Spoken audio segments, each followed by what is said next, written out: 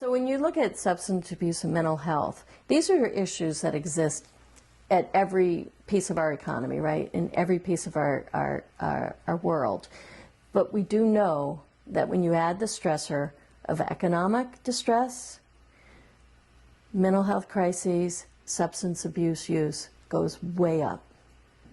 And that's shown by research after research shows that when people lose jobs, when factories close, when people don't see economic opportunity, they fall into really more despair, and their ability to be resilient and handle stressors and not succumb to mental illness or substance abuse addictions becomes much more difficult.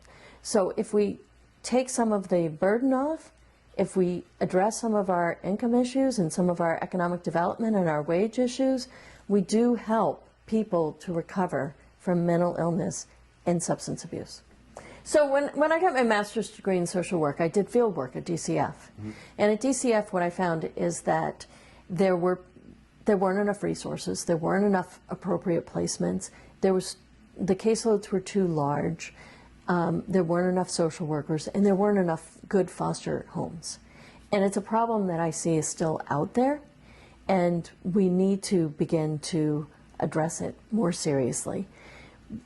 Social workers are not the highest paid people in our state. Masters in social work, people do not get paid what they're worth, and that limits people who are willing to stay in the field and go into the field.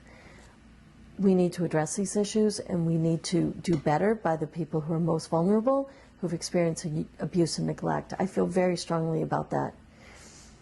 And obviously substance abuse has been a problem that we've seen just getting worse and worse here in recent years, and it's particularly hit the South Shore and the Cape in recent years as well.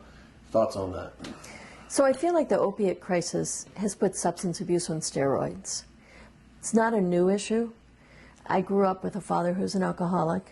I've grappled with these issues most of my life, and I know that it's not a brand new issue.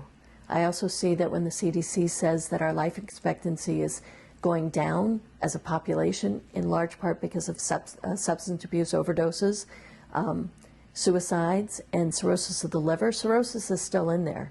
People are still doing the long, slow addiction death, as well as the opiate addiction tends to produce death more quickly, particularly when it's laced with fentanyl. But when we look at healing from addiction and helping people heal, we have to address the fact that the brain is actually affected by addiction. It's not going to be a quick, just stop and you're done. We need to support people with community-based services that are longer term, that allow someone to truly heal from an addiction and have a chance at being a part of our community in a way that's healthier and happier. Families are affected, kids are affected. This year, multiple people in our community here in Pembroke have died and left kids behind due to substance abuse and mental health issues. So this is a problem that's not going away.